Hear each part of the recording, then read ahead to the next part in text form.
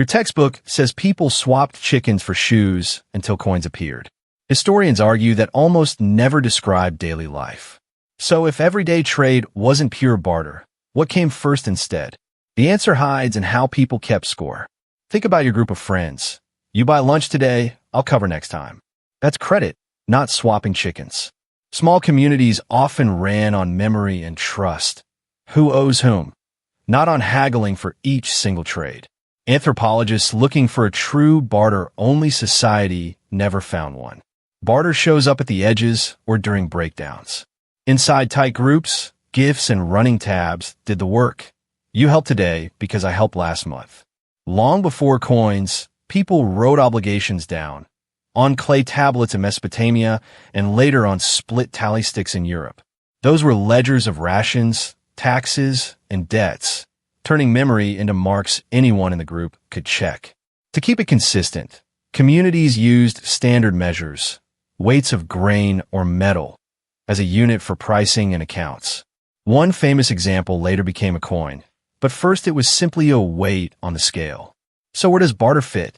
Mostly between strangers or when money systems break down, not as a whole economy.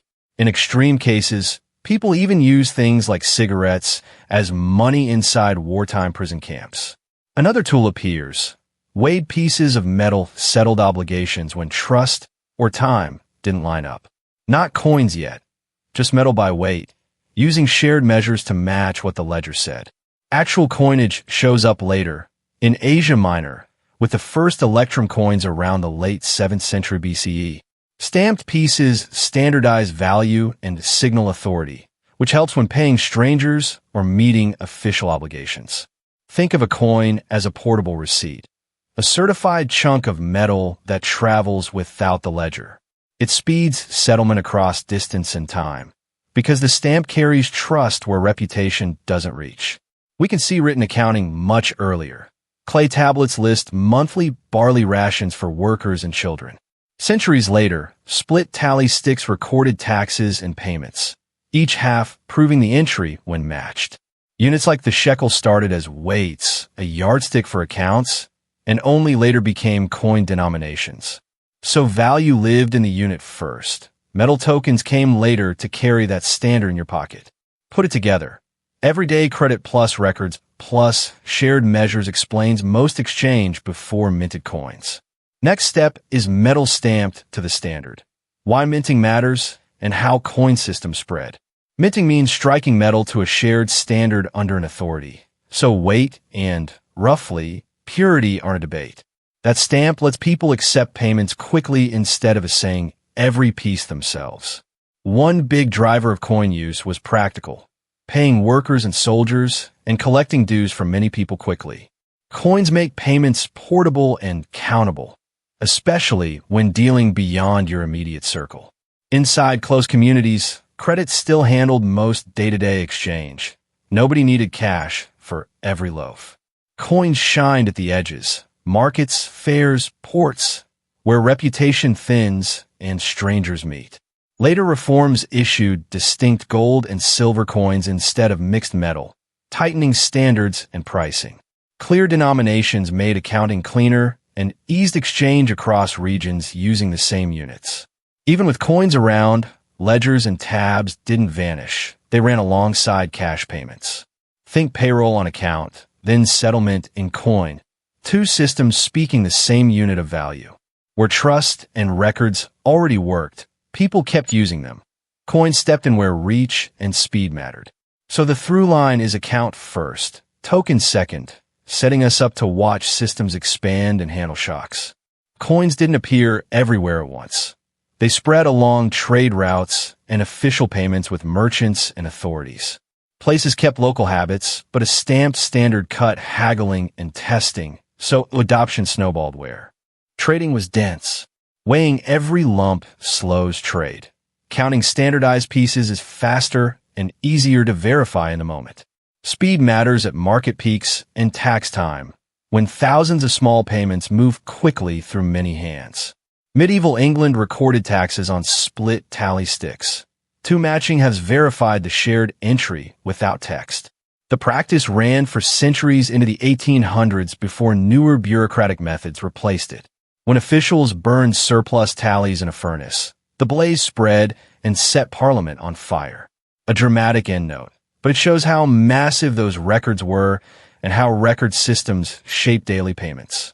A tally or tablet is a receipt you can match or revisit, proof that a claim exists or was cleared. Coins help value travel. Records keep everyone synced. Together, they prevent disputes and keep accounts coherent.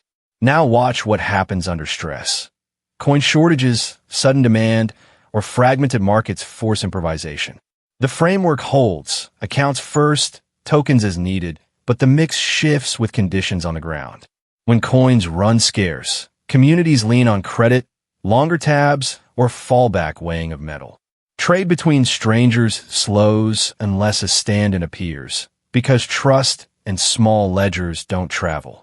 When authorities pay widely or call dues in standard pieces, cash use jumps through local markets.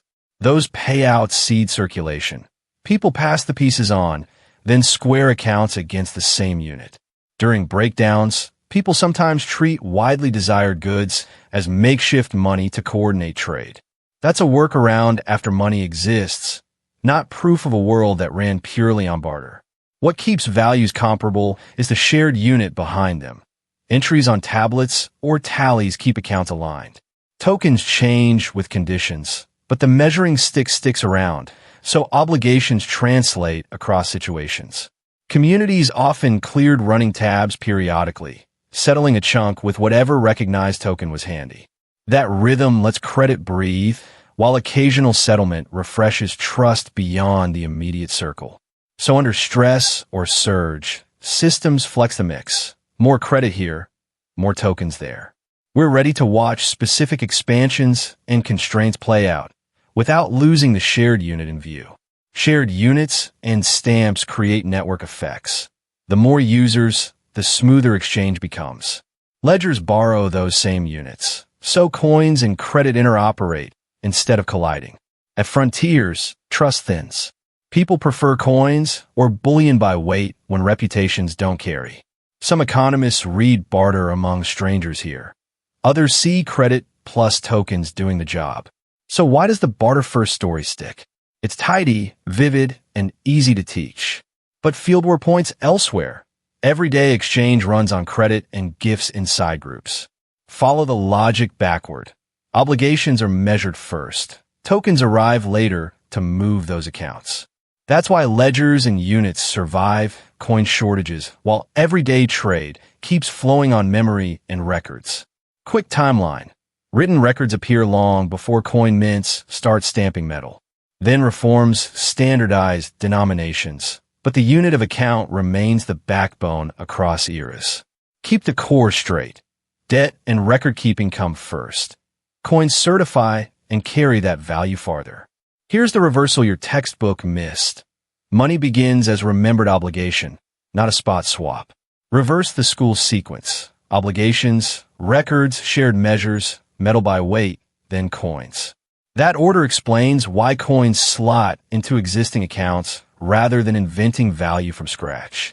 Written ledgers appear thousands of years before the first stamp pieces. A gap that large only makes sense if accounts, not coins, carry the core idea of value. A coin works like a certified stand-in for an entry once checked locally. The stamp helps strangers agree fast. It also eases audits. Today's counted pieces can settle yesterday's recorded obligations across places. Yes, you do find direct swaps between strangers in scarcity or at long distance.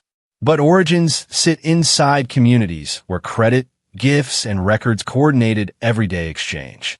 Here's the dinner table line. Money began as a memory of who owed whom. Coins came later to carry that memory farther and faster through strangers and states. Cross-checks line up. Ancient records, shared measures, and later coinage all point to account first.